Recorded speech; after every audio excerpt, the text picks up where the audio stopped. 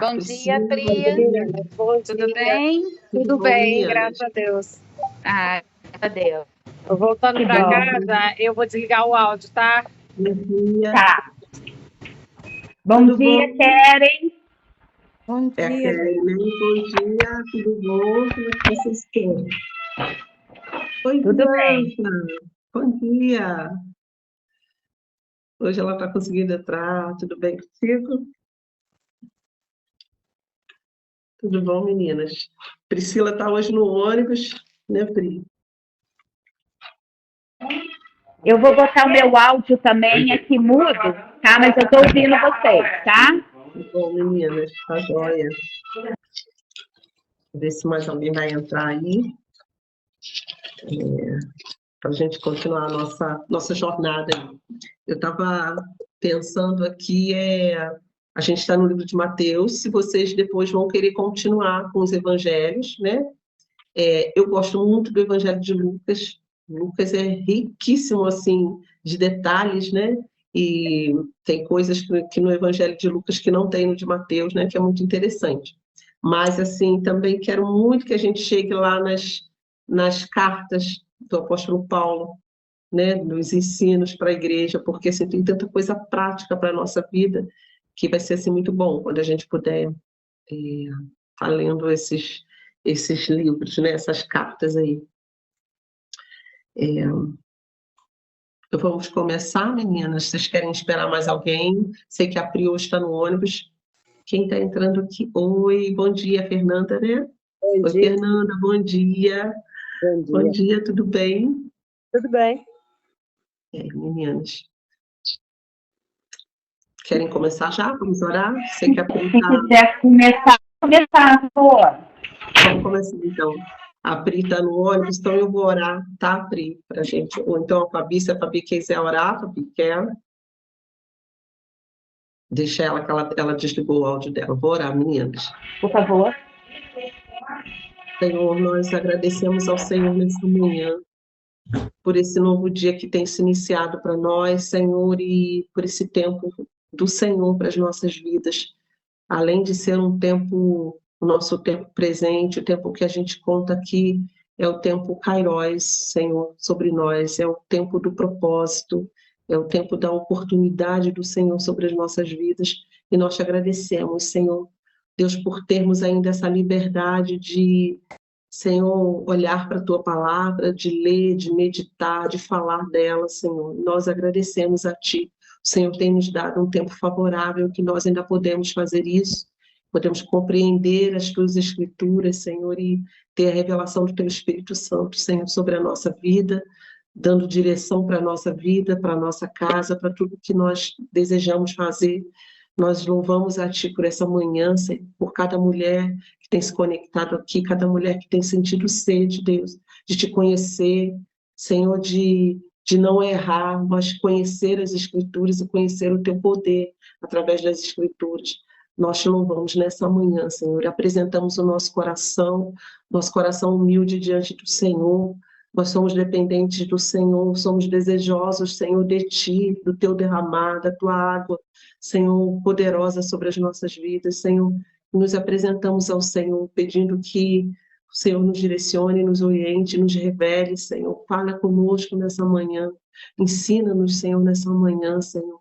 Nós somos mulheres comuns, mulheres que trabalham, mulheres que são mães, Senhor, mas nós amamos ao Senhor.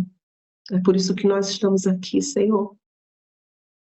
Por amarmos a Ti. Só Tu sabes, Senhor, que nós amamos a Ti. Que nós não temos nada, Senhor. Nós não somos nada. Mas nós amamos a Ti, Senhor, e queremos tanto Te conhecer, queremos tanto que tudo que a Tua palavra nos ensina, Senhor, esteja sobre a nossa vida, direcionando a nossa vida, Senhor. Por isso nos colocamos na dependência do Senhor nessa manhã. Vem estar conosco, Senhor, aqui na nossa casa, na Priscila, no ônibus, Senhor, esteja com a Tua filha ali, Senhor, cobrindo a Tua filha, a Fabi no laboratório, as minhas irmãs nas suas casas, a Fernanda, a Keren, a Bia, Senhor, que estão aqui conosco. Manifesta a tua graça dentro da casa delas, Senhor, que cada cantinho da casa das tuas filhas seja inundada pela tua presença, Senhor. Deus, que elas sintam um coração aquecido, Senhor, por causa do Senhor que está sobre elas, Senhor. Que elas nunca se sintam sozinhas, Senhor, mas que o Senhor se revele a elas como esse Deus presente, Senhor. Esse Deus que fala conosco, Pai. Nós nos colocamos diante de Ti nessa manhã, Pai. Fala com a gente, Senhor. Nós somos dependentes de Ti. Em nome de Jesus. Amém. Amém, meninas. Assim, a gente se emociona falando com o Senhor, porque nós somos dependentes dele, né? E a gente ama o Senhor. Tudo que a gente quer fazer para honrar o nome dele, para que ele seja conhecido, né? E eu queria que vocês me permitissem nessa manhã a gente falar um pouquinho do que a pergunta que a Priscila fez ontem. Queria iniciar dessa forma, né, Pri? A gente, assim, é tão bom, é tão importante quando a gente pode ter essas perguntas, quando a gente provoca essas perguntas, porque a gente busca na palavra e, assim, para que a gente realmente entenda o que a gente está fazendo, entenda as razões da nossa fé, né? Pedro fala isso, né? Que a gente precisa saber responder a razão da fé que há em nós. E é tão ruim quando a gente não entende, quando a gente não sabe, né? Mas, assim, a palavra tem resposta para todas as coisas. E ontem a gente leu aqui, né, a parábola das bodas, né? E a gente ficou falando sobre essa eleição de Israel, né? Sobre o Senhor, muitos são chamados, mas poucos são escolhidos, né? Aqui essa parábola termina dessa forma. E aí a gente ficou falando sobre essa eleição de Israel, né? E a Pri falou que o filho dela fez essa pergunta, né, um dia desses: mãe, mas se os judeus não tivessem rejeitado a Israel, né, como é que seria, né? Será que salvaria de qualquer maneira? Como é que, né, será que teria salvação para nós, né? Se os judeus não tivessem rejeitado a Jesus, se os judeus não tivessem matado a Jesus, será que teria salvação para nós? E eu queria, assim, muito começar falando sobre isso aqui, né, respondendo a essa questão, né, sobre o povo de Israel. E eu vejo, assim, que começa lá no Gênesis, né, quando Deus chama Abraão, lá no capítulo 12 de Gênesis. A Bíblia fala assim, que Deus fala com Abraão, né? Sai da tua terra, da tua parentela, e vai para a terra que eu te mostrarei, né? Eu até queria ler o texto, gente, para a gente, assim, poder realmente né, se debruçar em relação a isso, né? Em relação à Escritura. E Deus fala assim, né? Ora, disse o Senhor a Abraão: sai da tua terra e da tua parentela e da casa de teu pai, e vai para a terra que eu te mostrarei. De ti farei uma grande nação, e te abençoarei. Te engrandecerei o nome. Sê tu uma bênção. Abençoarei os que te abençoarem, e amaldiçoarei os que te amaldiçoarem. Em ti serão benditas todas as famílias da terra. Então, assim, o Senhor começa aí falando sobre esse chamado, né, para Abraão. Abraão também era de um povo idólatra, né, na terra lá de Harã, na terra que eles viviam. Eles também eram idólatras. Bom dia, quem entrou aí foi a Jo. Bom dia, Jo. Não era um povo, Deus não escolhe lá Abraão porque eles eram um povo bonzinho, porque praticavam todas as coisas de maneira correta, porque eram justos. Não, eles eram idólatras também. Na terra lá que ele habitava, ele era politeísta, eles adoravam vários deuses juntos, né? E assim, mas Deus escolhe, Deus chama, né, a Abraão, e ele responde a esse chamado de Deus, né? E assim, aí começa uma história com o povo hebreu, com o povo judeu, né? Foi em Abraão que Deus começou essa história com o povo judeu, né? Com o povo judeu. E assim, Deus escolheu para que o povo judeu fosse esse povo que fosse anunciar o Senhor para todas as nações. Mas, gente, na verdade, não começa começa esse chamado de Deus com Abraão, porque Abraão é o pai da fé. Tanto Abraão é o pai ali, no caso dessa linhagem, né, dos judeus, né? Jesus vem dessa linhagem aí, mas assim, Abraão é o pai da fé, daqueles que creem em Deus pela fé, porque a Bíblia fala assim que Abraão creu e isso lhe foi imputado, quer dizer, isso foi tributado a ele, foi dado a ele como justiça, né? De ele ser o precursor, aquele que iniciou esse relacionamento com Deus pela fé, que creu nas promessas de Deus, porque assim, Deus deu uma ordem para ele, sai da tua terra, da tua parentela, e Deus também deu uma promessa, em ti serão benditas todas as famílias da terra, né? Através de Abraão é que veio aí essa linhagem toda que chegou Jesus, né? Que é o cumprimento da promessa de Deus para a salvação de todo aquele que crê, né? Então, assim, começou aí. Mas a salvação de Deus começou lá no Gênesis, quando Deus cria Adão e Eva. A salvação de Deus começou para a gente, né, de forma conhecida, porque, na verdade, desde a eternidade, a Bíblia fala assim que Deus, assim, desde a eternidade, que Deus já havia planejado, né, a nossa salvação. Então, assim, mas lá se manifestou quando Deus criou né, a terra, criou o céu, criou a terra, e Deus cria Adão e Eva, né, quando Adão e Eva pecam, né, e Deus ali mata um cordeiro para que possa cobrir a nudez deles, isso no sentido de cobrir o pecado, já estava revelando que viria alguém que iria ser morto para cobrir os nossos pecados, né? Então, assim, ainda que o povo de Israel não tivesse rejeitado Jesus, não tivesse lá junto com o povo romano matado Jesus, nós seríamos salvos porque Deus já tinha preparado Jesus. Se Deus tivesse escolhido um outro povo que não fosse o povo judeu, né, para ser esse aí que iria anunciar a salvação, poderia ser um povo aqui da América Latina, de repente, né? De qualquer maneira, a salvação iria chegar até nós, né? Que, vamos dizer que os judeus não tivessem matado Jesus, um outro povo iria matar Jesus, porque isso é muito forte, assim, de anunciar, mas, assim, Jesus precisava morrer. Jesus precisava morrer. Isso já estava predito lá desde o anúncio lá a Adão e Eva, quando Deus mata o cordeiro para cobrir a nudez, né, cobrir o que a lei fala, a lei de Deus fala, sem derramamento de sangue não há remissão de pecados. Se o sangue não fosse derramado, se não houvesse uma morte, o pecado não podia ser retirado, né? Precisa do sangue, né? Do sangue de um sangue de alguém ser morto e derramar o seu sangue para que o pecado fosse retirado.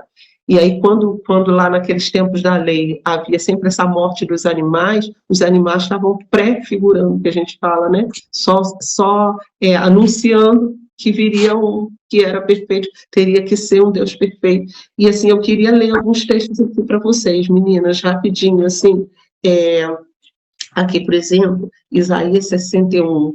Isaías 61, eu vou ler rapidinho, só para a gente não perder tempo, vocês não precisam abrir, não. O que Isaías 61 fala?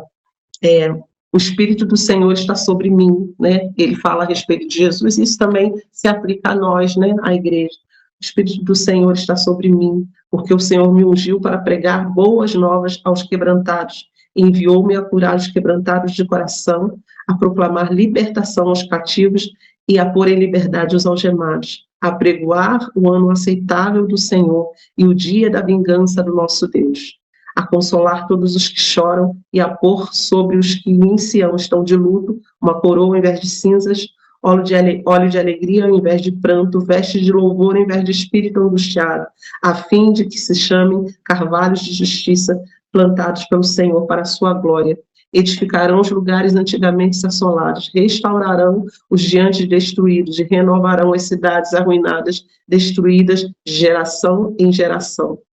Estranhos se apresentarão e apacentarão os vossos rebanhos, estrangeiros serão os vossos lavradores e os vossos vinhateiros, Mas vós sereis chamados sacerdotes do Senhor e vos chamarão ministros de nosso Deus. Comereis as riquezas das nações e na sua glória vos gloriareis. Em lugar da vergonha, tereis dupla honra. Em lugar da afronta, exultareis na honra, na vossa herança. Por isso, na vossa terra possuireis o dobro e tereis perpétua alegria. A sua posteridade será conhecida entre as nações e os seus descendentes no meio dos povos. Todos quantos os virem, os reconhecerão como família bendita do Senhor. Que texto assim poderoso, né? É um texto que fala desse anúncio, dessas boas novas, através de Jesus e através da igreja também, né? Nós hoje somos assim essa descendência aqui, né, que anuncia, assim como o povo de Israel foi escolhido para anunciar para as nações a respeito do Messias, para anunciar, para revelar, né, esse plano de Deus para as nações, assim é a igreja hoje. A igreja foi escolhida aí para anunciar para todas as nações, por isso que a gente fala que o Evangelho, o que é o Evangelho? O Evangelho é a boa nova. E assim, tem tanto texto. Queria ler Efésios aqui para vocês. Olha só o que diz Efésios. Efésios diz assim, Efésios capítulo 3, eu acho. Capítulo 3. Efésios diz assim. Efésios.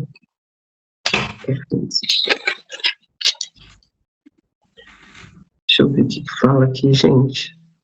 Fala assim, bendito Deus e Pai de nosso Senhor Jesus Cristo, que nos tem abençoado com toda sorte de bênçãos espirituais nas regiões celestiais, né?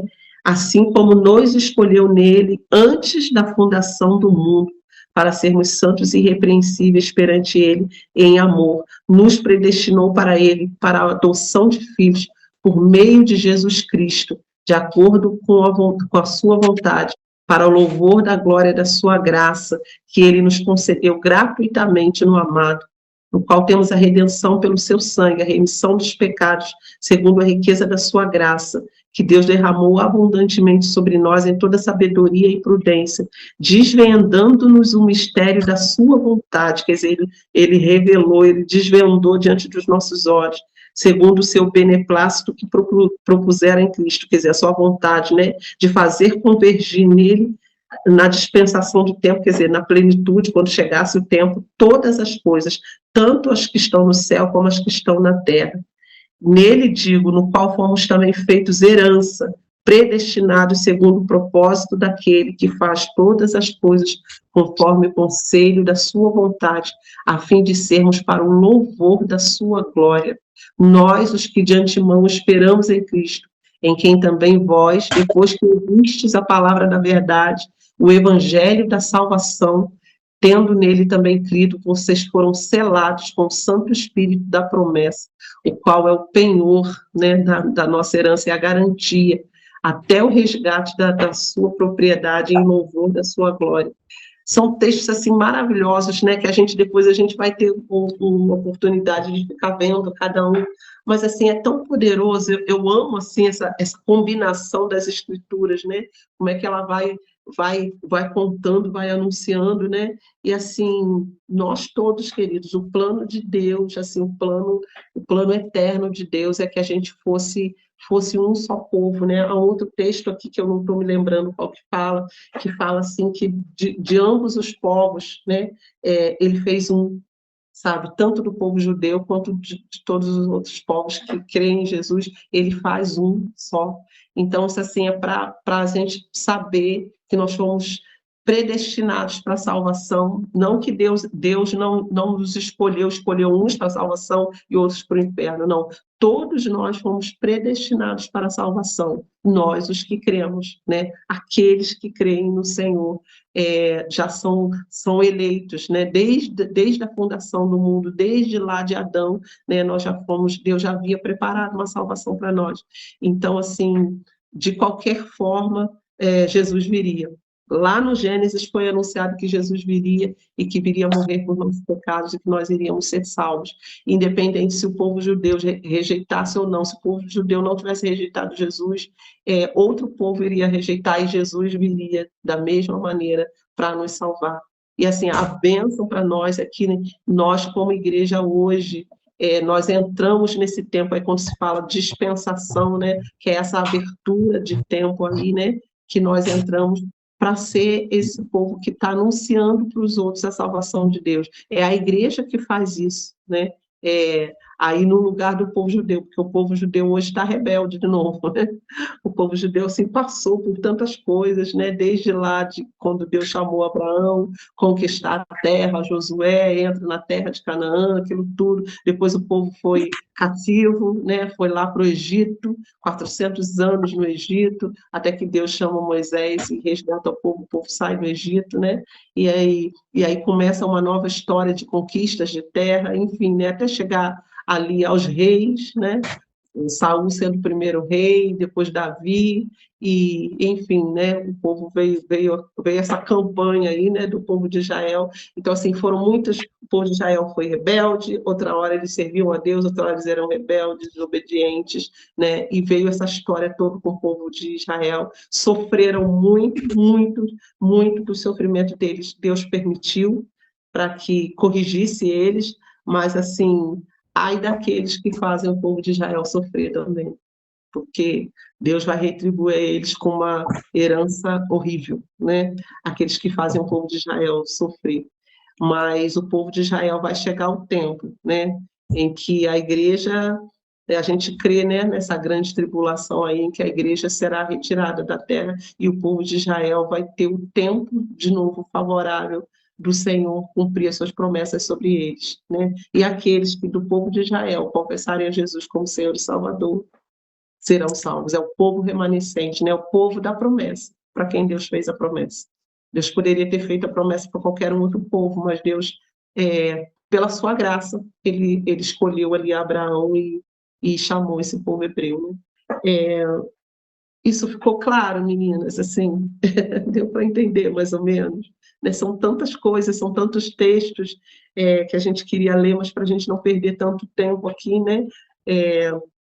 Eu sempre falo isso, mas assim, eu fico sempre dependendo de vocês. O dia que vocês quiserem, a gente podia fazer um estudo específico, assim, eu queria que fizesse um estudo sobre santidade, um estudo específico sobre isso. Então, a gente fala só sobre aquilo, né? Mas aqui, agora, a gente vai seguir com o nosso devocional, né? Com o texto que a gente estava lendo, e assim, foi uma parte aqui, né, para a gente, foi muito bom, né, Priscila, para a gente poder explicar um pouquinho. E assim, se tiver alguma dúvida, a gente fala de novo sobre isso, a gente separa os textos aqui, anota os textos, para que, né, para que vocês possam estar lendo em casa, e a gente ir conversando sobre essas coisas, tá bom, meninas? Vocês querem que continue? Vamos lá? No texto? Tem alguma pergunta? Alguém quer falar alguma coisa? Não? Pode seguir, então? Gente, vamos lá, seguindo, né? Então, ontem ali a gente leu Mateus 22, começamos com a parábola das bodas, né? Nós falamos sobre as vestes, falamos um pouquinho de santidade, né? E aí o texto terminou justamente assim, falando, né? Muitos são chamados, poucos escolhidos, quer dizer, muitos são chamados, né? Na verdade, todos nós somos chamados, mas poucos que decidem aceitar esses escolhidos aqui, é que aceitam, né? Esse chamado do Senhor, né? E aí o texto segue assim, a questão do tributo, né? Vou ler aqui, a partir do versículo 15. Então, retirando-se os fariseus, consultaram entre si como que surpreenderiam Jesus em alguma palavra, né? Como é que pudessem pegar ele aí, né, com alguma palavra. E enviaram-lhe discípulos juntamente com os herodianos, né? Os herodianos, os fariseus, aqui eram aqueles mestres da lei, né? Que a gente falou, estudiosos da lei, né? Eles criam na ressurreição, nos anjos, em demônios, eles criam, né? Mas eles eram apegados à lei, então eles não criam que Jesus era esse cumprimento, né, da promessa de Deus. E assim, os herodianos, gente, era como se fosse um partido lá, né, no povo de Israel. Eles eram judeus, mas eles assim, aceitavam esse império romano sobre eles, né? Eles gostavam, né? Então eles aceitavam ali, por que eles eram chamados de herodianos? Porque eles aceitavam Herodes, né? Esse título aí de Herodes como imperador sobre eles. E eles achavam que o povo de Israel devia obedecer, sim, aos herodianos, né? A Herodes. E por isso eles eram chamados herodianos, e eles, assim, na verdade, não acreditavam na ressurreição, né? E aí eram vários partidos, né? Então aqui fala que os fariseus foram juntos com os herodianos para tentar Jesus, né? Para dizer: mestre, sabemos que és verdadeiro e que ensinas o caminho de Deus. Olha só como eles eram, nem acreditavam tanto, mas eram falsos, né? Sabemos que ensinas o caminho de Deus de acordo com a verdade, sem te importares com quem quer que seja, porque não olhas a aparência dos homens. Dize-nos, pois, que te parece? É lícito pagar tributo a César ou não? Jesus, porém, conhecendo-lhes a malícia, respondeu: por que me experimentais, hipócritas? Jesus chama eles na lata, gente, de hipócritas. Mostrai-me a moeda do tributo. Trouxeram-lhe um denário. E ele lhes perguntou: de quem é essa efígie e inscrição? Quer dizer, a efígie, quer dizer, de quem é aquela figura, né, que estava ali carimbada naquela moeda? Igual a nossa moeda hoje tem sempre uma figura, né, de alguém e tal, e naquela época tinha a figura lá do imperador, né? E aí eles falam: de quem é essa efígie e inscrição? Jesus pergunta. E eles responderam: de César. Então lhes disse: dai, pois, a César o que é de César e a Deus o que é de Deus. Ouvindo isso, se admiraram e, deixando-o, se foram. Eles vieram ali para tentar Jesus, né, falando: mestre, a gente sabe que tu é verdadeiro e tal, né, hipócritas, fingidos, né, mas estavam ali só para testar Jesus, né, e perguntando, né, é lícito, é certo pagar um tributo, quer dizer, pagar imposto a César, né? César era o imperador lá romano, e Jesus, conhecendo a malícia do coração deles, Jesus fala: me traz a moeda aqui, me fala aí, essa moeda que vocês estão trazendo, de quem é essa figura que está aí na moeda? É minha ou é de César? Né? E eles falam: é de César. E aí Jesus fala, Jesus é sempre sábio, né, correto, perfeito, né? Jesus fala com eles: é de César essa figura aí, então dá a ele o que é dele. Então toda moeda, todo o dinheiro, tudo aquilo que é imposto, que é devido a César, que tem a figura de César, que tem a representação de César, dá para ele. E dá a Deus o que é de Deus. Aqui, assim, o que Jesus quer dizer para a gente? Eu vejo assim que a gente não deve se omitir de pagar os nossos impostos, né? As autoridades, aquilo que é devido, né, à humanidade, né? Aquilo que é devido à sociedade, a gente deve fazer. Nós, como cristãos, a gente precisa ser correto, a gente precisa ser justo, né? A gente precisa ser honesto em todas as coisas. Então, se nós estamos debaixo da lei de um país em que é devido pagar os impostos, né? É devido às nossas contribuições, aquilo que é dever como cidadãos, por exemplo, aqui na nossa cidade, às vezes até a gente acha injusto, a gente vê que os impostos não estão sendo empregados de acordo como a gente queria, né? Mas se é dever nosso, a gente deve obrigação ao Estado, ao governo da cidade, né? Quando a gente vai lá pagar a nossa conta de luz, vem lá imposto, né? A nossa contribuição de iluminação, a gente tem que pagar, então vamos pagar, né? E dar a Deus o que é de Deus, né? Então, aos homens, à sociedade, ao império, ao governo, aquilo que é devido, a gente deve fazer para que a gente seja tido como pessoas honestas, né? Para que a gente não deva a ninguém, que a gente não fique embaraçado com as coisas desse mundo, devendo a ninguém. Então, isso é muito importante, gente, para nós cristãos, porque às vezes a gente pensa assim: nós somos cidadãos dos céus, né? A gente é cidadão dos céus e a gente não deve se importar mais com as coisas daqui. Isso no plano espiritual é verdade, mas nós estamos aqui nessa terra. Nós vivemos aqui, nós nos movemos aqui, o Senhor ainda não nos tirou daqui. Então, a gente deve ser honesto, trabalhar, pagar os nossos impostos, ser cumpridor dos nossos deveres, a gente deve ir lá votar, isso é muito importante, a nossa questão do voto. A gente deve votar com consciência, orar ao Senhor. Às vezes as pessoas, vou até entrar numa parte aqui, né? Nós cristãos, então, falamos muito isso. Não, política e religião não se misturam, né? A gente ouve muito esse discurso. Deixa eu falar uma coisa para vocês aqui: é um discurso mentiroso. É um discurso que se infiltrou na sociedade para que os cristãos, para que as pessoas que não têm tanto entendimento de política, não quero saber de política e não vou me envolver. Mas, queridos, a nossa vida toda aqui na Terra é governada por política. Se a gente não se envolver, se a gente não entender, isso vai ter um prejuízo muito grande para nós. Tudo que nós fazemos aqui na Terra tem envolvimento político. Se a gente não souber voltar nos nossos governantes, os impostos vão ser altíssimos, as leis contra o aborto vão ser terríveis, né? As leis a favor do aborto, né? As nossas crianças nas escolas, tudo, o preço do feijão que você vai comprar lá no supermercado, sabe? Tudo isso tem envolvimento político em cima. Então, assim, se a gente não ser esclarecido, não vou dizer que a gente vai ficar discutindo sobre isso, né? O que fala hoje em dia tanto da polarização, né, que existe, é tão extremo às vezes, né?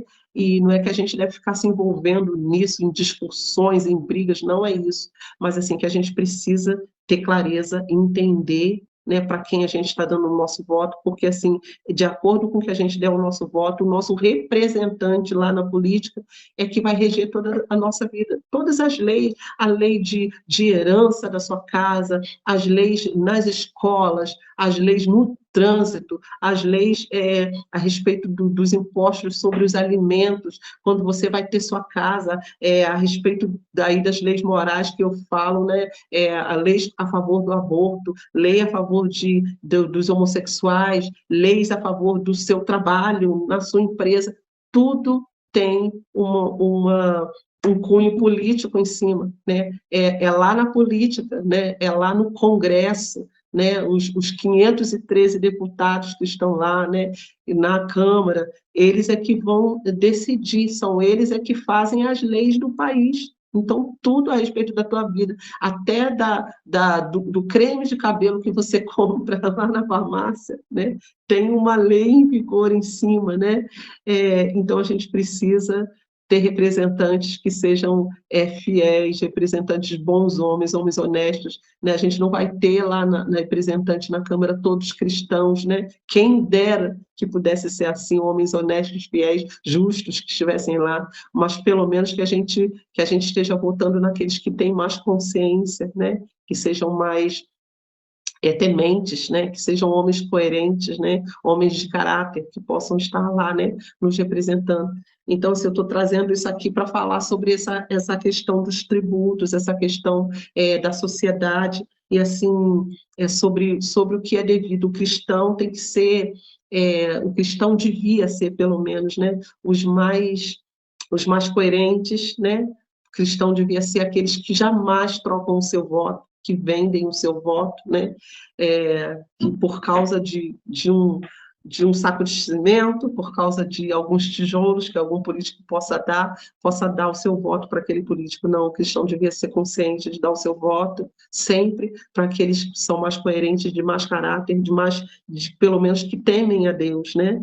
A gente precisa ter essa consciência, orar mesmo a Deus quando a gente for dar o nosso voto.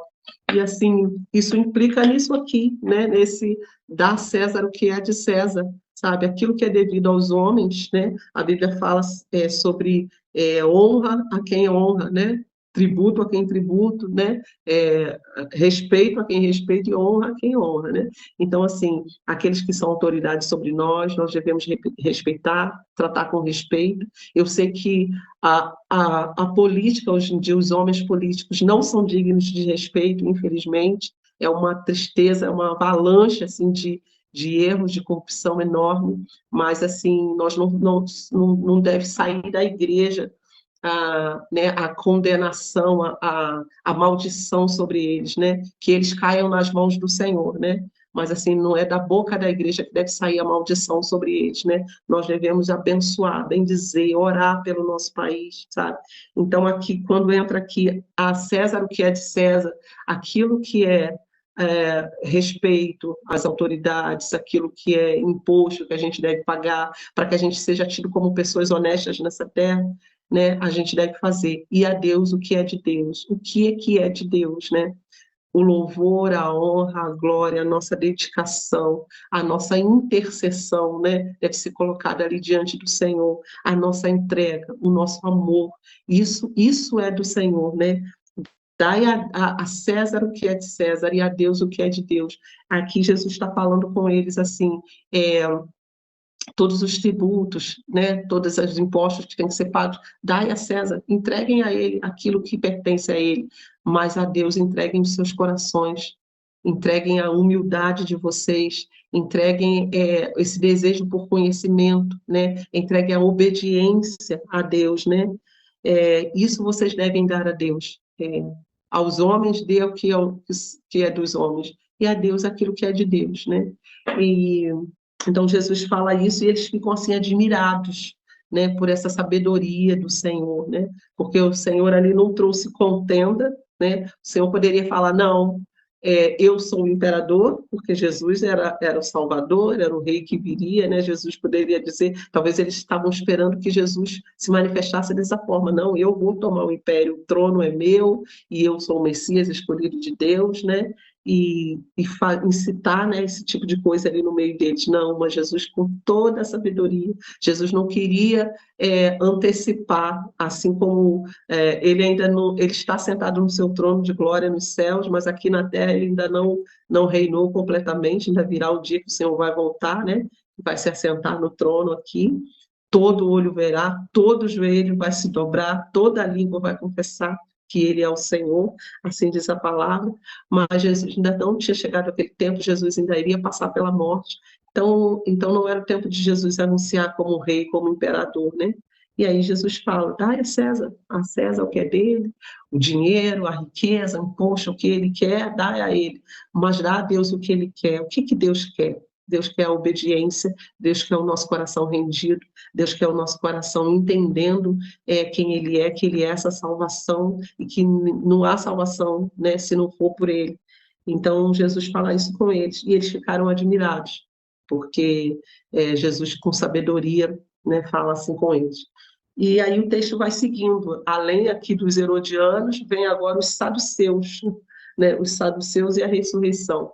Os saduceus eram como se fosse um outro segmento lá, né, um outro grupo, né, que se reunia, e eles não acreditavam na ressurreição, não acreditavam em anjos, demônios, né, eles eram assim mais, como é que se fala, aristocratas, que se fala, né, eles eram mais ricos, eram homens mais poderosos, e eles é que controlavam tudo no templo, naquela época, né, o dinheiro, os sacrifícios, e eles criam nas riquezas, criam naquilo que os homens, né, só no poder dos homens, né, não criam aí no poder de Deus. E eles vêm também, vêm fazer uma pergunta para Jesus, querendo testar Jesus.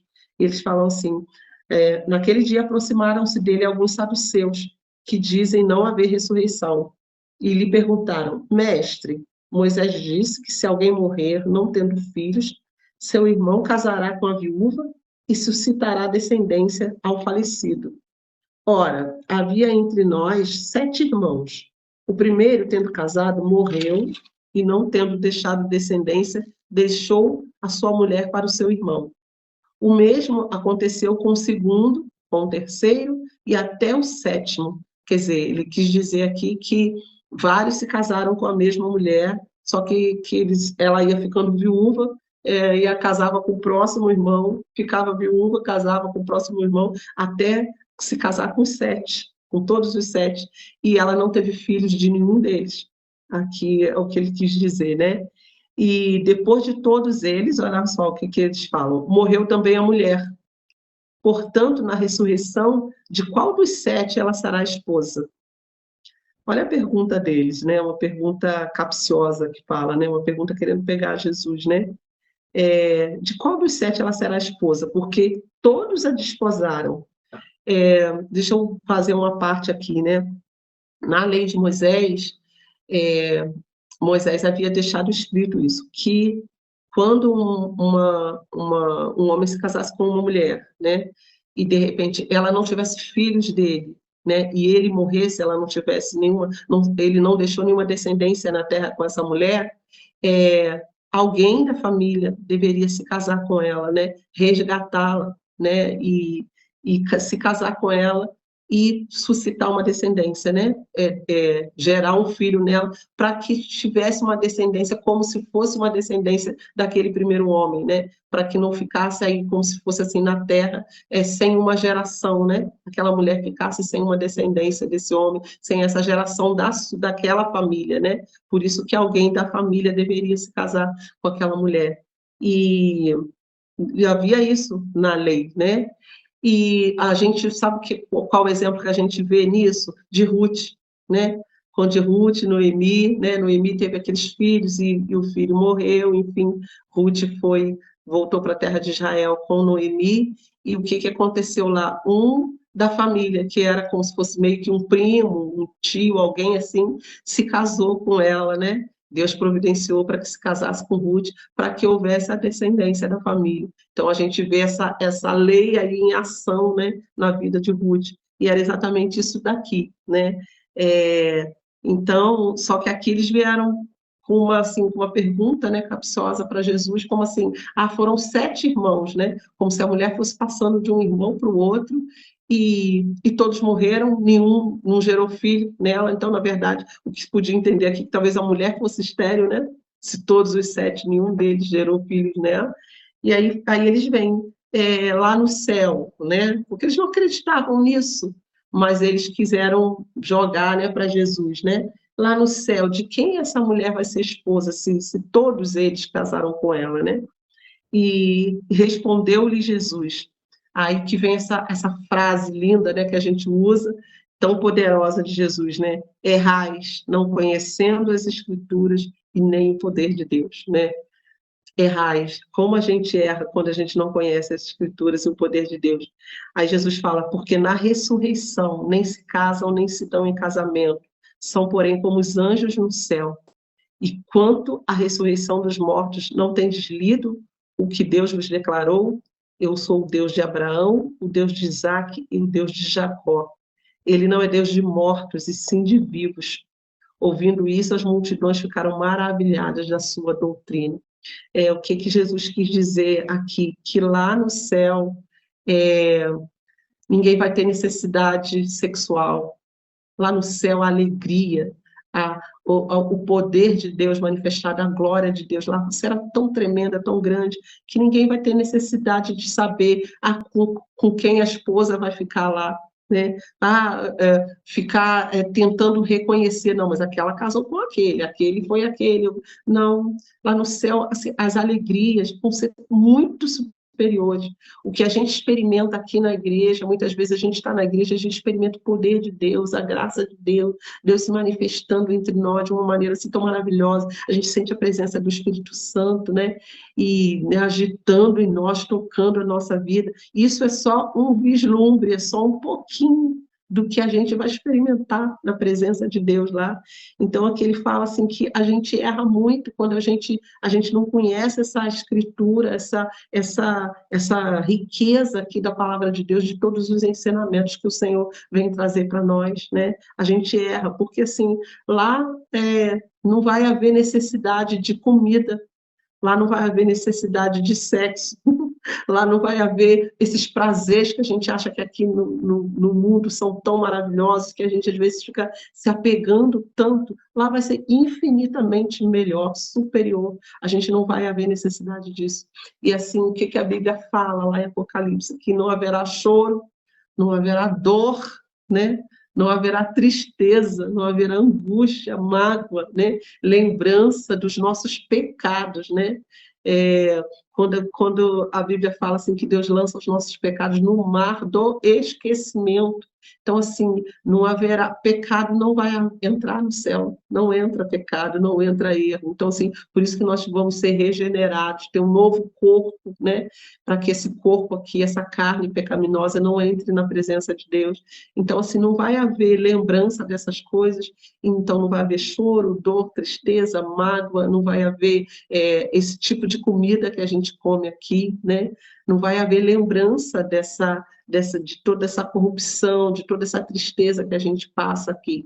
Então, assim, por isso que o Senhor fala, lá não se casa, nem se dão em casamento, porque a gente vai ser tão livre e tão mais satisfeito, né? A gente não vai precisar, né, de ficar nessa carência de um do outro aqui que a gente fica, né? De precisar, o Senhor vai satisfazer o nosso coração. Deus vai ser a nossa glória, Deus vai ser o nosso alimento lá, né? Ele é a nossa cura, Ele é a nossa alegria constante. E aqui fala que lá nós seremos como os anjos do céu, né? Imagine os anjos eles têm funções determinadas lá, os anjos têm autoridade, eles têm assim poder sobre a vida deles. E a Bíblia fala que nós seremos como os anjos, né? Na presença de Deus. Então, assim, a gente não pode errar as escrituras achando que vai haver algum tipo de comparação, de competição, né, quem vai ser melhor ou não, né? Lógico que lá tem uma hierarquia, tem os anjos que servem ao Senhor de uma forma, tem outros de outra forma, mas assim não há uma competição, né, de um melhor que o outro, ou de um querendo fazer coisas melhores para agradar a Deus. Todos nós seremos santificados e vamos estar agradando a Deus lá, né? Nós seremos como os anjos, né? E aí o Senhor fala isso aqui: vocês não têm lido nas Escrituras, eu sou o Deus de Abraão, Deus de Isaac, Deus de Jacó. Quer dizer, quando Deus chama, aquilo que a gente falou, quando Deus chama Abraão, né, e vem o seu filho Isaac, vem seu filho Jacó, e ali toda a descendência do povo de Israel, o que Jesus está falando aqui? Que eles estão vivos na presença de Deus, né? Porque os saduceus ali, eles não criam na ressurreição, né? Mas Deus fala assim, Jesus fala para eles assim: Deus não é Deus de mortos, Deus é Deus de vivos. Então isso significa que Abraão, Isaac e Jacó estão vivos na presença de Deus, né? Que há ressurreição. Então nós podemos crer, nós podemos confiar que há ressurreição para nós, né? Nós não seremos como mortos lá, como os que dormem, estão apagados e foram esquecidos. Não, nós teremos uma vida plena lá, uma vida de alegria, uma vida de atividade, mas não como essa aqui. Mas nós estaremos vivos lá, por isso que ele fala: vocês erram não conhecendo as Escrituras, vocês acham que tudo vai se acabar, ou que vai haver essa competição, ou que os homens vão ficar brigando por mulher lá, brigando por filho, quem foi filho desse, quem casou com esse. Não, a satisfação vai ser muito melhor, mas nós estaremos vivos, assim como Abraão, Isaac e Jacó, né? Serão ressuscitados naquele último dia, quando Cristo vier, né, nos buscar, nós nos reuniremos com todos eles, né? A Bíblia fala isso, que nós seremos reunidos a essa pátria celestial, a essa casa celestial. A Bíblia fala que aqueles que morreram até hoje, que morreram no Senhor, estão aguardando a manifestação da igreja, né? Quando toda a igreja, quando todos nós seremos ressuscitados juntos com Ele, viveremos com Ele para sempre. A Bíblia fala sobre isso. E assim, é vida. Lá no céu existe vida. Não existe morte. A morte não tem mais lugar lá, não haverá mais dor, não haverá mais tristeza. E aí Jesus fala: eu sou, Deus é Deus de vivos. Ele não é Deus de mortos, e sim de vivos. E eles ficavam assim, atônitos, maravilhados com esses ensinos de Jesus, como Jesus rebatia aqueles que viam testá-los. E aí eu quero fazer uma pergunta para nós aqui, né, para a gente hoje, meninas: como que a gente é testado o tempo todo pelo mundo, né? Imagine assim, como esses aqui que vinham testar Jesus, eles testavam Jesus, que era, né, o mestre dos mestres, eles vieram tentar Jesus. Como que a gente é assim, testado o tempo todo? Como que as pessoas ao nosso redor o tempo todo ficam testando a gente, né, querendo pegar a gente em alguma coisa, né? Por isso assim que a gente deve ser correto no nosso proceder, a gente deve ser assim o máximo, deixar o poder de Deus aperfeiçoar o nosso caráter, para que a gente seja um exemplo mesmo para todas as pessoas que vivem ao nosso redor, assim, porque é o tempo todo alguém querendo achar alguma coisa para nos acusar, né? E a gente tem que ser o máximo que a gente puder ser irrepreensível. Eu sei que a gente não é perfeito, mas assim, que a gente permita que o Senhor molde o nosso caráter, sabe? Para que a gente seja irrepreensível. Porque o tempo todo a gente está rodeado, né, de uma nuvem de testemunhas, né? A Bíblia fala de um aspecto diferente sobre essa nuvem de testemunhas, né, que são assim aqueles que estão aguardando a nossa ida para o céu, são as nossas testemunhas, né? Esses dias até o pastor Hélio pregou sobre isso na igreja, mas assim, ao mesmo tempo a gente é rodeado de pessoas aqui tentando observar a nossa vida, para ver se pega a gente em alguma, né, se tem alguma pegadinha, para ver se a gente cai em alguma falha, né? E a gente precisa ter o nosso proceder correto e principalmente conhecer as escrituras para que a gente consiga responder a respeito da nossa fé, responder a respeito daquilo que a gente crê, responder com coerência, né, a respeito da Bíblia.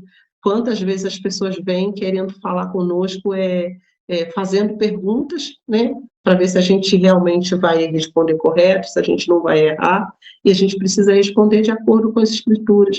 Por isso que é tão importante a gente conhecer, né, conhecer aqui as Escrituras e o poder de Deus que aperfeiçoa todas as coisas, esse poder de Deus que é capaz de ressuscitar o morto, né, mortos, esse poder de Deus está sobre a nossa vida, sabe? Deus é capaz, assim, de fazer coisas que a gente nem imagina, e através da nossa vida. Quantas pessoas são ganhas para o Senhor através de um testemunho de alguém, através de ver um procedimento correto de alguém, as pessoas começam a se inclinar para o Senhor. Então, assim, é o poder de Deus se aperfeiçoando em cima da nossa fraqueza, o poder de Deus se manifestando na nossa vida, e a gente precisa conhecer o Senhor para a gente responder corretamente e viver, porque, assim, as Escrituras, elas vêm nos ensinar a viver. A Escritura não é só uma lei para a gente obedecer cegamente, mas é assim, para a gente aprender a aplicar na nossa vida, no nosso dia a dia, nos nossos relacionamentos com as pessoas, uns com os outros. E o Senhor, Ele é poderoso para fazer isso, transformar a nossa vida e usar a nossa vida, né? Então é isso, meninas. E eu queria terminar aqui, se vocês Rosane, permitissem. eu vou fazer uma Oi, pergunta pode falar. rapidinho e depois eu fecho o áudio por causa da coisa. Tu tá falando aí, né, sobre a gente ir para o céu e ser como os anjos e tal. E a questão do reconhecimento, a gente vai se reconhecer no céu? Tipo assim, você vai saber Não, quem são seus filhos, quem foi seus filhos, seus amigos, olha, ou haverá um esquecimento? eu assim, vamos dizer assim, eu não tenho uma... Como é que eu vou te responder isso aqui? Mas eu creio que não. Eu creio que a gente não vai reconhecer, não. Não da forma como a gente é aqui. Mas, assim, eu não tenho aqui uma resposta clara na Bíblia que fale sobre isso, né? Mas, assim, eu creio que não, justamente, senão a gente iria talvez sofrer. A Bíblia fala que não haverá lágrimas, não haverá dor. Imagine você chegar lá no céu e lembrar que teve um parente seu que não morreu no Senhor. Pessoas que você conhece aqui da terra, né, que você... Não sei, meninas.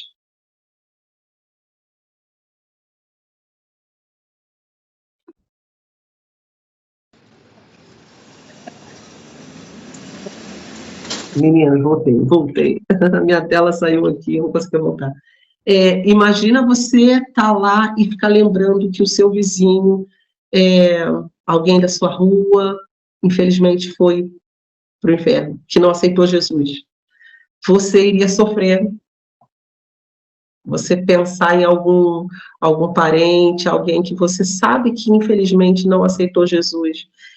Ou você ficar preocupada, será que ele aceitou Jesus ou não? Como foi? Então, essa lembrança aí te faria sofrer. E como a Bíblia fala que não haverá lágrimas, não haverá dor, então, assim, eu creio que não, que a gente aqui fala que nós seremos como os anjos, né? Sem essa memória terrena, sabe? Talvez assim, o que a gente vai ter consciência é da nossa salvação em Cristo, que Ele foi o nosso Salvador. Isso a gente vai ter consciência, a gente vai adorá-lo lá para sempre, a gente vai saber que foi Ele que fez essa obra maravilhosa em nós. Mas, assim, da gente olhar um para o outro e ficar tentando reconhecer, eu creio que não. Existem até muitos memes na internet, né, que brincam com isso, né? Davi chegando lá no céu, Paulo chegando lá, João falando, foi tu que fez isso comigo, coisas, né? Até existe essa brincadeira. Mas, assim, eu creio que não, senão a gente vai trazer sofrimento. Né? Imagina a gente com a nossa memória daqui. Eu creio que a gente vai ter uma memória em Deus, né? É isso que eu estou falando, de saber que Jesus foi o nosso Salvador, mas assim, da gente uns com os outros, a gente poderia sofrer, né? Ficar lembrando, meu filho, né? Será que ele está onde? Né? Em que compartimento aqui do céu? Porque a gente crê que os nossos filhos estarão lá em nome de Jesus. Crê que os nossos, né? A gente crê, o que a Bíblia fala? Crê no Senhor Jesus, será salvo tu e a tua casa, sabe? É uma promessa do Senhor para nós e a gente está buscando ao Senhor por essa promessa, né? Mas a gente fica pensando onde é qual compartimento aqui do céu que ela vai estar, né? Será que ela está lá na frente, mais pertinho de Jesus ou não e tal? Então, eu creio que não, que a gente não vai ter essa lembrança. Pode falar, Jô. Teremos um corpo transformado, né? Mente e corpo. Graças a Deus a gente não vai lembrar de nada, porque realmente, como tu falou, né? As tristezas aqui tem que ficar por aqui. Né? Seremos totalmente transformados. Bem, a Jo falou, muito importante o que você falou agora, Jo, sobre esse corpo transformado e a nossa mente também. Então, realmente, é mais um ponto para a gente crer que não. E deixa eu contar uma coisa engraçada. Tem uma amiga nossa, que ela já faleceu, né? A Luciana, ela era assim, tinha um coração muito missionário, né? E ela era muito engraçada, que ela falava assim, porque ela era assim, né, da nossa cor e tal, ela mulatinha e tal, e ela falava, aí ela fazia a escova no cabelo dela, e tinha que ela queria que o cabelo não estava bom, ela falava, Senhor, eu só estou esperando o dia que meu cabelo vai ser glorificado. Gente, a minha esperança é essa. Eu vou ter um cabelo glorificado, ela falava. Porque meu cabelo hoje está rebelde, está ruim, não sei o quê. Aí ela falava, espera esse cabelo glorificado lá no céu, porque eu não vou mais sofrer com isso, não vou ter que mais fazer chapinha. Gente, era muito engraçado ela falando. Mas é isso aí, o que você trouxe, muito importante, João. Graças a Deus pela sua contribuição. Assim, é isso, o corpo glorificado. Então, eu creio que a nossa mente também já vai ter sido transformada. E é isso, meninas, não vamos mais nos preocupar com a estética, né? Com as barriguinhas, com as gordurinhas, porque tudo vai ser transformado, né? Esse poder de Deus, né? Que faz novas todas as coisas. A Bíblia fala aqui que nós seremos como os anjos. Gente, os anjos, a gente não tem como dizer como eles são, né? Mas alguns que fazem aí algumas figuras e tal, né? É assim, é maravilhoso, é lindo, né? Como eles são, né? E eles são seres assim que reluzem, que são seres que soltam fogo aqui e ali e tal, né? A forma, a figura deles é linda. Imagine a gente com esse corpo glorificado. Imagine o Senhor, né? Como que o Senhor é. E eu costumo dizer assim, que eu não preciso fazer nada, né? Não precisa nem me dar galardão lá nos céus. Agora, só de eu estar lá no cantinho, gente, eu posso estar lá no cantinho, lá atrás, mas só de eu estar lá, vendo o meu Senhor, é a glória, né? Não precisa de mais nada. Mas ainda tem um detalhe, né? O que a Jo falou aí do corpo glorificado, e assim, a Bíblia fala sobre galardão. Né? Deus vai galardoar, né? Ele vai nos presentear por coisas que a gente tenha feito aqui, né? Ele vai nos recompensar, né? Apesar da gente não merecer, mas ele vai nos recompensar, porque ele é justo, ele não deve nada a ninguém, né? E você imagina você recebendo um galardão lá do céu, assim, algo poderoso de lá? Nem imagino o que é, será que é assim, uma coroa, uma capa? É muito para nós, né? A gente que não é nada, já é muito. Vamos terminar aqui esse capítulo. Vou ler os versículos finais aqui para a gente terminar e falar. Fala assim, o grande mandamento, né? Entretanto, os fariseus... Deixa eu falar uma coisa aqui. Vocês podem perceber que os herodianos vieram testar Jesus perguntando sobre a moeda de César. Quer dizer, os herodianos eram aqueles que gostavam de Herodes, né? E achavam que o povo judeu devia tributos, sim, né, a eles. Então, eles vieram testar dentro daquilo que era a filosofia deles. Os saduceus aqui, que não acreditavam em ressurreição, vieram testar Jesus a respeito da ressurreição, da mulher que se fosse para o céu, que a gente acabou de comentar aqui agora, e de quem ela seria esposa lá no céu, enfim, né, porque eles não acreditavam. Então, eles quiseram fazer uma pergunta aí para pegar Jesus dentro da filosofia deles.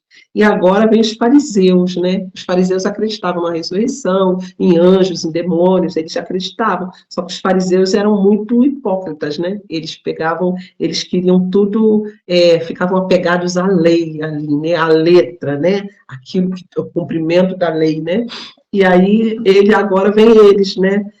Sabendo que ele fizera calar os saduceus, reuniram-se em conselho, e um deles, intérprete da lei, quer dizer, muito conhecedor da lei, né, experimentando-o, lhe perguntou: mestre, qual é o grande mandamento na lei?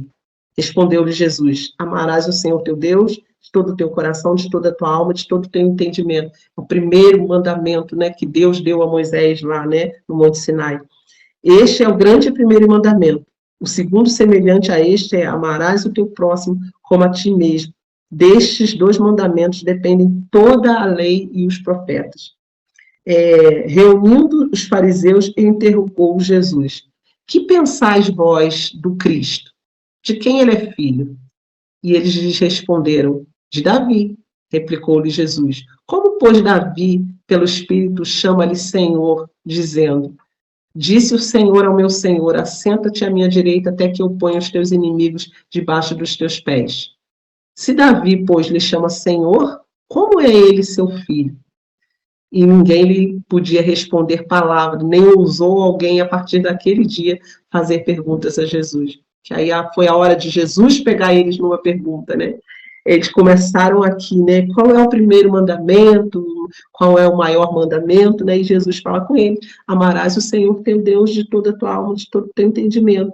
E o segundo mandamento é: amarás o teu próximo como a ti mesmo. Jesus quis dizer para eles assim: o primeiro mandamento é esse: amar a Deus acima de todas as coisas.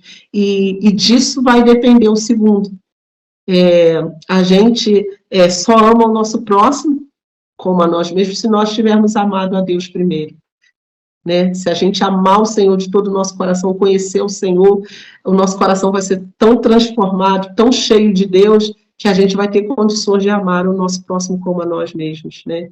E a gente só ama o nosso próximo a nós mesmos por isso, por amar a Deus, porque assim, como que o amor de Deus se manifesta? É nos relacionamentos uns com os outros, né? O que a Bíblia fala? Que se a gente diz que ama a Deus, se a gente diz que ama a Deus, que a gente não vê, a gente deve amar, aliás, a gente deve amar aqueles que nós vemos aqui, né, os nossos irmãos, as pessoas que a gente vê, porque se a gente diz que ama a Deus, que a gente nem está vendo, né, a gente precisa amar aqueles que a gente está vendo, para que a gente demonstre realmente que a gente ame a Deus.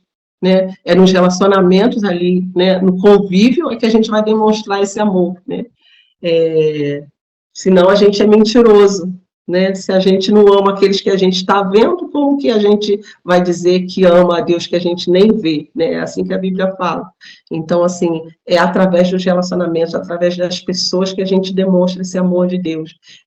A gente conhece o amor de Deus através das pessoas. Né? Como é que a gente conhece o amor de Deus? As demonstrações, como que Deus fala conosco, como que Deus nos toca, é através das pessoas. Então, através dos relacionamentos que a gente é testado nisso aí, né? Às vezes a gente está na igreja, a gente está na casa de Deus, a gente ouve uma palavra, né? E a gente sai daquele culto ali abençoado, e como que a gente vai aplicar aquilo na nossa vida? É nos relacionamentos. É quando a gente chega em casa, é com o marido, é com o filho, é com o patrão no outro dia, é que a gente vai ser testado, né, se aquela palavra de Deus realmente teve poder e efeito na nossa vida. Então, é sempre nos relacionamentos que a gente vai testar aí se a gente realmente ama ao Senhor, se a gente obedece ao Senhor. Então, assim, um mandamento depende do outro. Na verdade, o segundo mandamento depende do primeiro. Se a gente amar o Senhor de toda a nossa alma, de todo o nosso corpo, de todo o nosso entendimento, a gente vai conseguir amar o próximo como a nós mesmos, né? Então, Jesus responde assim para eles. E aí, Jesus fala, quem que vocês acham que vocês pensam do Cristo, desse Messias que está vindo, né? O que vocês acham de mim, né? É uma maneira de Jesus perguntar. De quem ele é filho, Jesus fala. Aí eles responderam, o Cristo, o Messias, é filho de Davi. Por que eles falam filho de Davi? Porque é da descendência de Davi, né? E aí Jesus fala, mas se Davi, pelo Espírito, chama a Deus de Senhor, porque assim, existem salmos, existem vários textos bíblicos em que Davi já profetiza sobre Jesus, né? E fala que Jesus seria o Senhor dele, né? Então, Jesus fala com ele, se Davi chama o Cristo de Senhor, como que o Cristo vai ser filho de Davi, né? E aí eles ficaram sem saber como responder. Por quê? Porque Jesus é anterior a Davi. Jesus é eterno, ele é o Filho de Deus, né?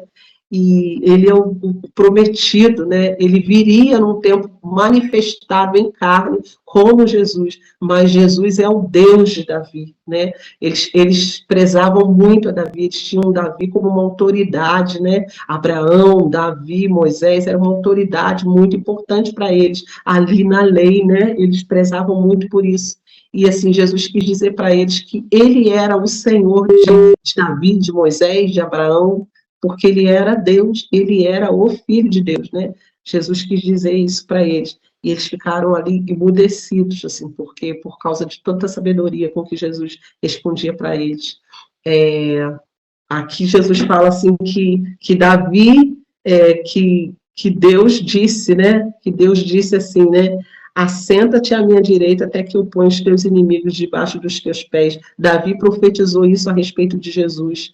Que Deus teria dito para Jesus, assenta-te aqui do meu lado. Então, assim, Jesus estava dizendo ali para eles, assim, que Davi falou a respeito dele mesmo, que Davi falou que Jesus seria esse que iria sentar à direita de Deus, né? E aí eles ficaram emudecidos, não tiveram como responder. Então, assim, é maravilhoso como a sabedoria do Senhor, como o Senhor respondia a todas as perguntas deles, com autoridade, com graça, sabe, com poder de Deus. Jesus fazia isso. E a gente deve conhecer as Escrituras, amadas, queridas, que estão aqui nessa manhã. Não é que todos nós temos que ser teólogos, todos nós temos que ficar estudando, né, só aqui na letra, entendendo, né, para responder só aqui na letra, né, no que está escrito, né, mas a gente deve entender aplicando na nossa vida, né, que toda essa palavra que seja aplicada sobre nós, que a gente entenda de forma a viver de acordo com essa palavra, de acordo com os ensinos, com os princípios da palavra. Nem sempre a gente vai saber um versículo de cor, nem sempre a gente vai saber a referência. O que a Bíblia fala sobre isso? Está lá no livro tal, está lá na carta do apóstolo tal. Não é isso que Deus quer dizer. Deus quer dizer, assim, dos princípios sendo aplicados, de a gente viver de acordo com os ensinamentos do Senhor, né? Viver uma vida correta de acordo com aquilo que Deus diz. É isso que é o conhecer as Escrituras e o poder de Deus. Poder que aperfeiçoa todas as coisas, poder que nos faz lembrar de todas as coisas, poder que nos ensina todas as coisas e que transforma o nosso caráter, transforma a nossa vida, né? E é isso, meninas, nessa manhã o que eu tinha para trazer para nós, né, a respeito desses capítulos aqui. A gente agora amanhã já vai ler o 23, e eu espero assim que tenha sido edificante para a gente. Sempre que eu vou ler a palavra e que eu começo a pesquisar, a olhar, a ver as referências com outros textos, com outros versículos, eu sou muito edificada, eu fico feliz, porque assim eu vejo quanto a Bíblia concorda, sabe? A Bíblia tem resposta, ela concorda em todas as coisas, a gente pode buscar na palavra, Deus sempre vai trazer uma referência para a gente, e assim, isso me traz alegria, eu gosto muito disso, gosto de estudar, né? E sempre que vocês tiverem uma pergunta, pode trazer, se eu não souber responder aqui, a gente vai procurar nas Escrituras, e assim, com certeza o Senhor não vai deixar a gente na dúvida, né? A dúvida é contrário da fé, e assim, a gente recebe a palavra de Deus também por fé, né? E ela, assim, ela que esclarece o nosso coração. Amém? Se alguém tiver alguma pergunta, alguma coisa, pode falar. Ou então coloca lá no grupo depois e a gente vai conversando. Tá bom, meninas? Oi, Pode falar.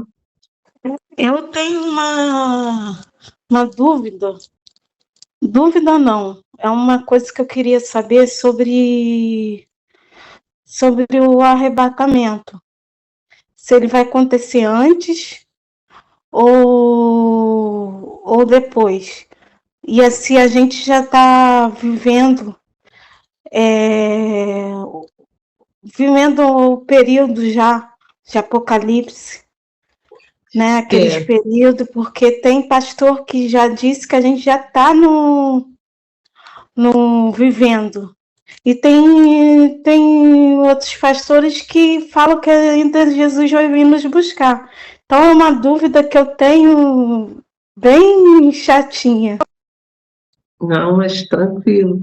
É assim, sim, assim, há certas linhas de pensamento, né, que a gente fala, tem certos pastores, certas denominações que pensam de uma forma, né, e outros pensam de outras, assim, sobre essa grande tribulação, né? Eu creio que a dúvida é assim, se a igreja vai passar pela grande tribulação ou a igreja vai ser arrebatada antes, né?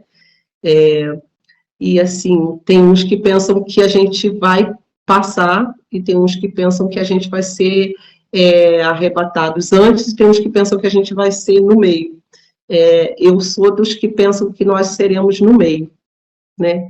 Porque a Bíblia fala assim sobre aí o tempo do fim, sobre essa grande tribulação. Nós já estamos sim no princípio das dores, né? Jesus, daqui a pouco, a gente, nos capítulos aqui, a partir do capítulo 24, Jesus começa a falar sobre o princípio das dores, aqui, exatamente no capítulo 24 aqui de Mateus, né? Essa semana ainda a gente vai começar a ler sobre isso, né?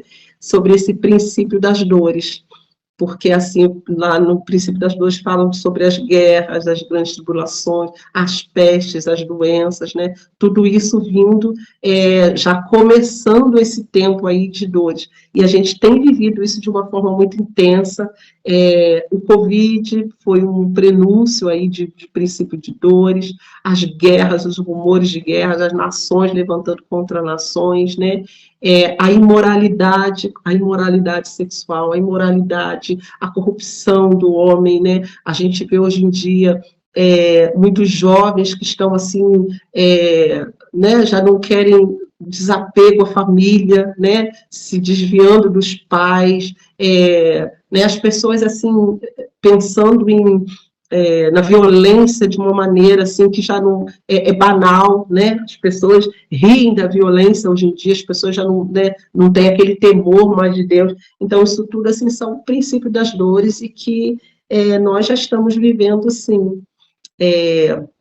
Mas quando exatamente inaugurar a grande tribulação, eu acredito que a igreja vai começar a passar e nesse meio período aí a igreja vai ser arrebatada, né?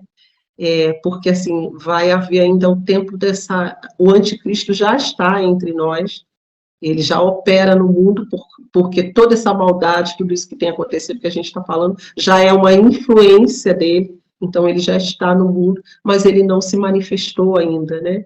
E vai haver um tempo, por isso que a gente fala tanto da gente assim, olha para Israel, observa, fica atento às notícias lá de Israel. Por quê? Porque assim, o povo de Israel vai fazer uma aliança com o anticristo, porque o anticristo vai enganar o povo de Israel, como se ele fosse o Messias, né? Esse Messias aqui, Jesus, o prometido, né? Que o povo de Israel tanto esperou, o anticristo vai enganar o povo de Israel, e assim, se fosse o Messias prometido, então Israel vai fazer uma aliança. Então, isso tudo vai estar acontecendo aí nesse período da grande tribulação. O povo de Israel vai ser enganado.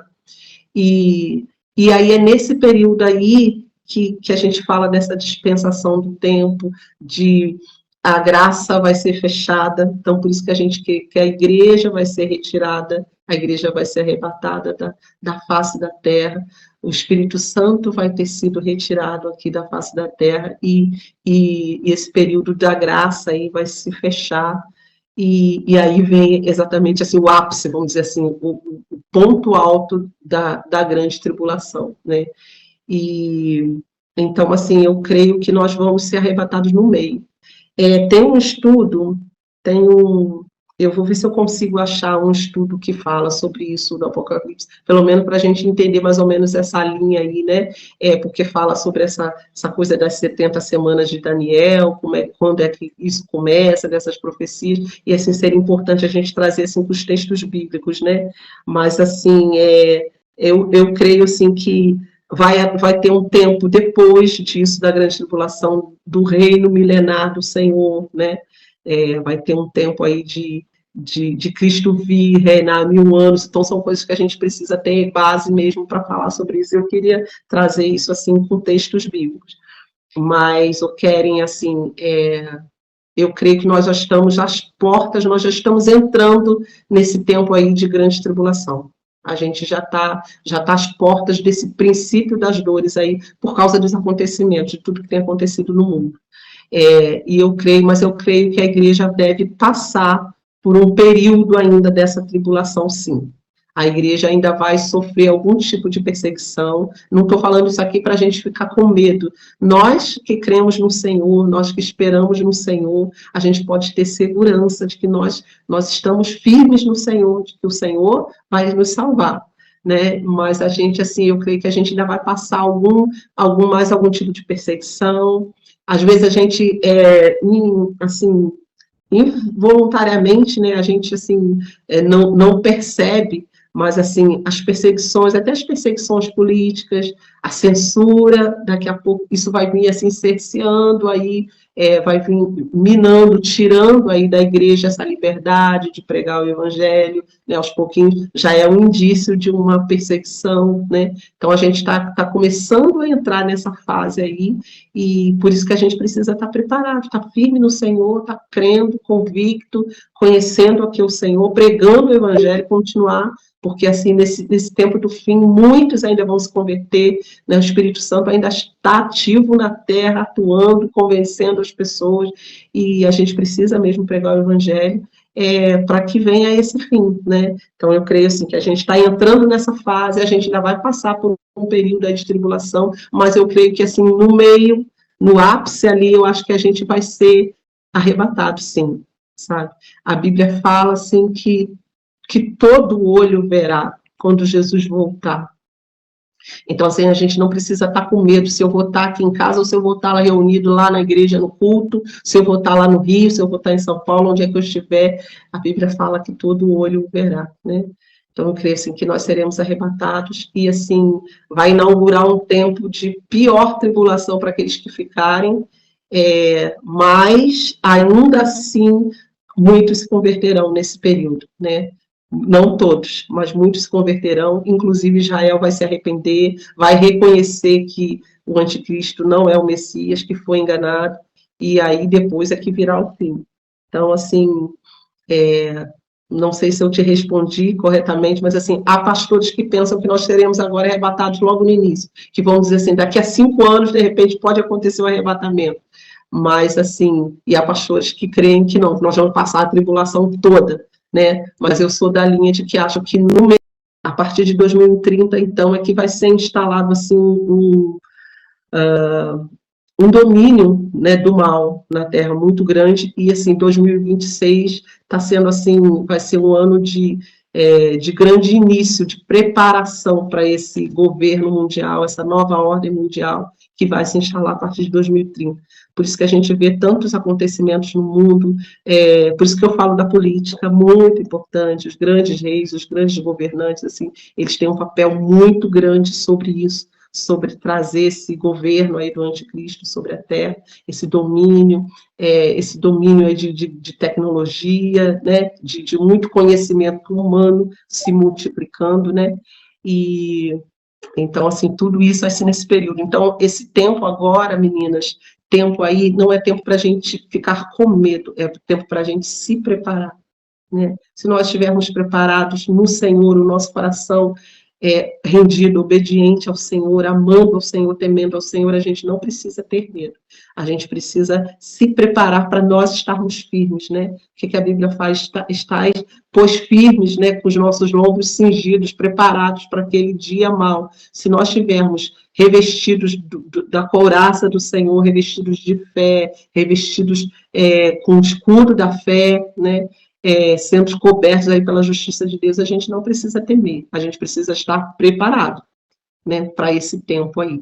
Mas a gente, quando chegar aqui no capítulo 24, a gente vai falar bastante disso, ainda tem a parábola das bodas aqui, né, do cordeiro, que a gente vai poder falar um pouquinho melhor sobre isso. Mas eu creio dessa forma, Keren. Então, assim, a gente ficar tranquilo com o nosso coração firme no Senhor, de que se for agora mais no início ou se for mais no meio, nós estaremos com ele, nós seremos arrebatados com ele, isso a gente crê. Mas, assim, eu creio que é mais no meio, que a gente deve pegar uma parte dessa grande tribulação, a gente ainda deve passar, né? A igreja... E deixa eu falar uma parte aqui, meninas, assim, sobre essa questão, assim, a igreja, nós precisamos pregar realmente o evangelho, a gente precisa estar percebido disso, e assim, quanto mais a gente prega o evangelho, quanto mais pessoas creem no Senhor, mais a gente apressa essa vinda do Senhor, né? A gente deve estar com alegria a respeito disso, né? Não com medo, mas com alegria. Mas quando lá o povo de Israel, quando os judeus, a primeira igreja lá depois do Pentecostes, né? Depois que a igreja sofreu uma perseguição e ela foi dispersa, a gente fala daquele tempo de dispersão, quando a igreja se separou, né? A igreja estava reunida ali depois da igreja de Atos, todos viviam todos em comum, né? A palavra fala sobre isso, e houve uma perseguição que o Senhor permitiu para que a igreja se espalhasse, para que os discípulos fossem para várias nações, né? Tanto é que chegou até aqui a América do Sul, o evangelho chegou ao Brasil, foi depois dessa dispersão aí, né? Da igreja ter sofrido uma perseguição, e ela se espalhou, e isso permitiu com que o evangelho fosse pregado para várias nações. Então, a gente crê também que nesse tempo agora, ainda vai haver talvez algum tipo de perseguição, mas para que a gente possa se espalhar e pregar mais ainda o evangelho. Porque vocês percebem que quando a igreja é perseguida, quando há uma opressão em cima da igreja, a gente se reúne mais para orar, a gente se reúne mais para buscar o Senhor, e a gente começa a falar mais do evangelho, né? Quando a gente sofre algum tipo de perseguição. Então, às vezes, Deus permite para que a gente acorde, que está chegando esse tempo do fim, então às vezes Deus permite essa perseguição para que a gente possa ir, sabe, muitas vezes ir para outras nações, ir para as nossas famílias. Imagine você, quando você sabe que está chegando próximo o tempo do fim, é mais aí que você quer falar para os seus familiares, aceitem Jesus, olha, está chegando o tempo do fim, por favor, creiam no Senhor. É quando a gente tem mais essa pressa, né, e essa vontade de falar. Então, assim, às vezes a perseguição, ela provoca, os efeitos são bons, né? Não é que seja uma coisa boa, mas que os efeitos são bons, porque, assim, às vezes é Deus que permite para que a gente possa realmente aí apressar essa vinda do Senhor. Mas a gente vai falar mais para frente aqui sobre isso. Não sei se eu consegui te responder mais ou menos, Keren, o que você acha? Quero, assim, que teu coração fique tranquilo, né, em relação a isso, você firme no Senhor. Mas, assim, não tenha medo. Conseguiu sim. Ame o Senhor. Conseguiu abrir minha mente bastante. Ai, amém. Bastante. Deus te abençoe. Amém. A gente vai continuar falando um pouquinho mais sobre isso aqui. São temas muito importantes para a gente. Meninas, vamos terminar, que a gente já acabou, está pulando bastante uma hora, né? Vamos terminar aqui, eu vou orar e, assim, que o Senhor aplique esse ensinamento no nosso coração, né, nessa manhã.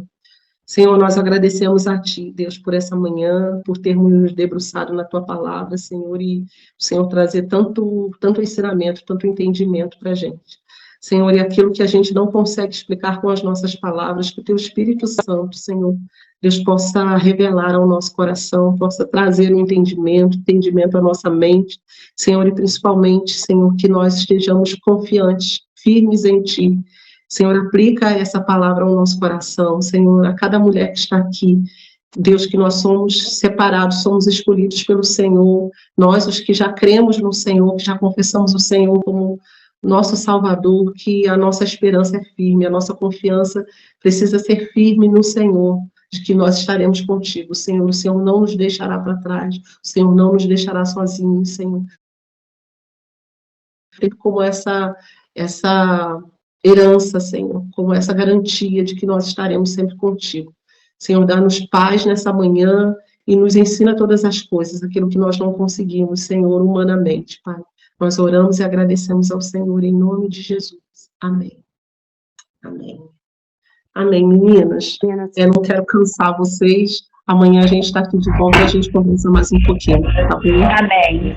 Amém. Até amanhã, meninas. Deus abençoe. Deus abençoe, meninas. Fica com Deus.